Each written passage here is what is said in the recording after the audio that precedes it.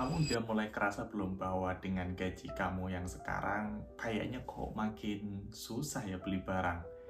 Yang dulu bisa tiap hari ngopi, sekarang makan aja kudu ngirit-ngirit. Yang dulu nongkrong di mall tiap weekend, sekarang Netflixan aja lah cukup. Dan ke depan mungkin hidup akan makin sulit karena kurs dolar ke rupiah yang makin tinggi. Tapi tetap ada peluang. Apa itu? Ayo kita audit.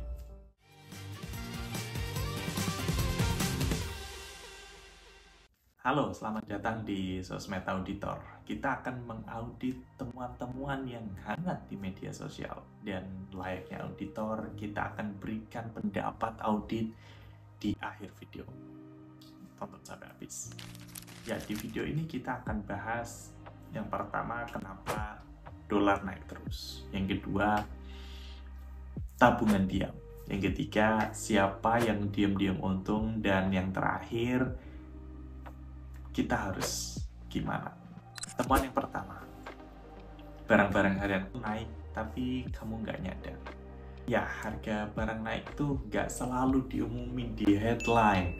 Kadang dia datang pelan-pelan atau kadang dia hilang tiba-tiba. Dulu tiap hari ngopi, ngebubah, GoFood mulu. Sekarang buru-buru tiap hari makan aja di warteg. Sabun mandi dioplos pakai air. Ya boleh-boleh aja, asal bukan bensin. Tapi kan sedih. Ini namanya hidden inflation. Temuan yang kedua, tabungan diam. Kamu naruh duit di bank dan mikir itu aman karena nominalnya nggak berubah dan kamu merasa baik-baik aja. Padahal inflasi di Indonesia pada tahun 2024 itu berkisar sekitar 1,55%, sedangkan bunga bank hanya 0,05%. Artinya, jika kamu nabung di bank, kamu seolah-olah bayar denda 1,5%. Dan di akhir tahun, nominalnya ketika kamu lihat mungkin akan sama atau malah turun dari saldo awal kamu. Sedangkan real power uangnya pasti turun. Jadi kalau kamu masih mikir, ya yang penting nabung, ya it's time to level up. Nabung aja nggak cukup.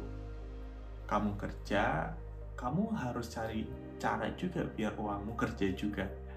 Teman yang ketiga, ada yang lagi ketawa saat kita panik. Ya, sekarang coba sisi lainnya kita lihat.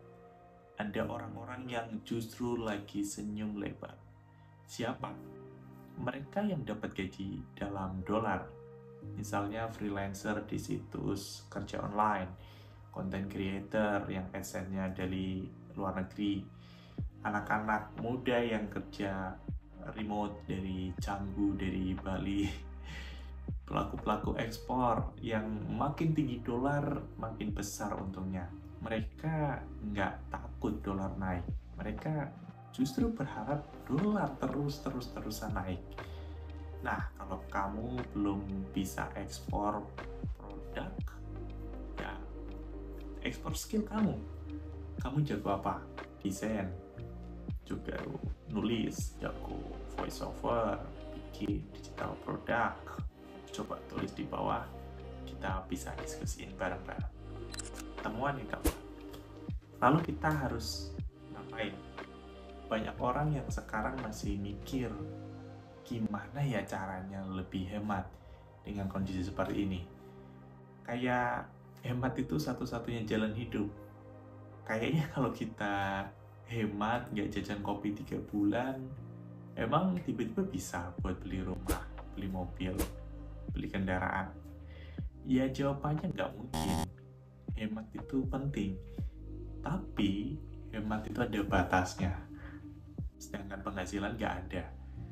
Misalnya penghasilan kamu 10 juta sebulan, ya bisa hemat maksimal berapa? Betul, 10 juta. Dengan catatan kamu nggak makan, nggak minum, nggak sewa kos, nggak keluar bensin, nggak connect internet. Ya, itu nggak mungkin. alih-alih hemat, kamu harus investasi ke diri kamu sendiri. Cari tempat kerja yang kasih kamu tantangan, pembelajaran yang selalu baru. Atau kamu bisa kursus online, kamu bisa belajar coding, bisa belajar editing video, foto, atau belajar bahasa Inggris, atau yang lain-lain. Keluar uang sedikit banyak ya pasti. Tapi kalau mau yang gratis, ada juga. Misalnya subscribe channel ini. Aku akan ajak teman-teman bareng-bareng kita bertumbuh. Untuk fenomena ini aku kasih opini wow, karena dolar naik itu akibat dari tekanan global dan kebijakan suku bunga di Amerika Serikat. Tapi pengecualiannya, nggak semua dari kita siap belajar. Kalau kamu diem-diem baik, diem-diem aja, ya siap-siap jadi korban ekonomi. Tapi kalau kamu mulai gerak dari sekarang, kamu bisa jadi salah satu yang ambil kesempatan dan menang di saat orang-orang yang lain panik dan frustasi. Sebagai penutup, kalau kamu merasa video ini bikin kamu lebih paham, bantu share ke teman-teman kamu. Apakah kamu tim bertahan atau tim berkembang? Sampai jumpa di audit selanjutnya.